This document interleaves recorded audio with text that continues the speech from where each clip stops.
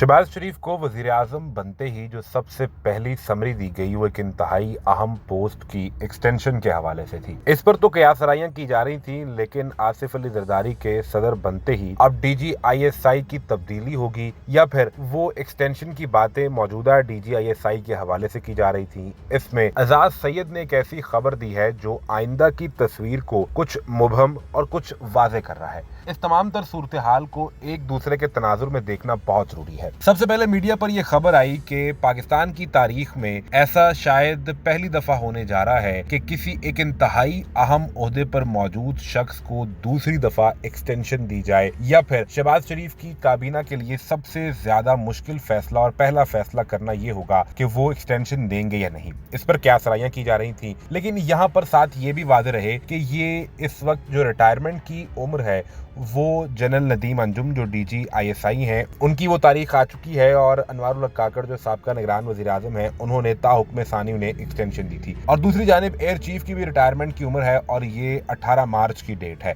तो क्या ये उनकी पोस्टिंग और उस पर एक्सटेंशन की बातें की जा रही थी? खैर, ये सारी चहमगोइयां चल रही थी कि इतने में एजाज सैयद ने यह खबर दी कि मौजूदा DGISI जो ताहुक्म सानी काम कर रहे हैं उन्हें मुमकिना तौर पर अमरीका में पाकिस्तान का सफीर तैनात किया जा सकता है। इससे ये तो वाज़े हो गया कि जो एक्सटेंशन की बातें थी, जो अहम पोस्टिंग की बातें की जा रही थी वो मौजूदा DGISI के हवाले से नहीं थी। एजाज सैयद ये कहते हैं कि DGISI lieutenant general Nadeem Anjum को अमेरिका में पाकिस्तान का सफीर तैनात करने के हवाले से उनके जराए और खबर के हल्के ये कहते हैं कि वो हॉट फेवरेट है। अब अमेरिका में बड़ी तब्दीली आएगी। इससे पहले अमेरिका में पाकिस्तान के सफीर असद मजीद भी रहे हैं, जहां से साइफर का मामला शुरू हुआ था और इस सारे पर आकर मौजूदा DGISI को फिर प्रेस कॉन्फ्रेंस भी करना पड़ी थी। और ये भी पाकिस्तान की तारीख में पहली दफा हुआ था कि DGISI खुद आकर मीडिया पर प्रेस कॉन्फ्रेंस करें और इदारे के ऊपर, एस्टेब्लिशमेंट के ऊपर जो इल्जामात लगाए जा रहे थे इमरान खान और PTI की जानिब से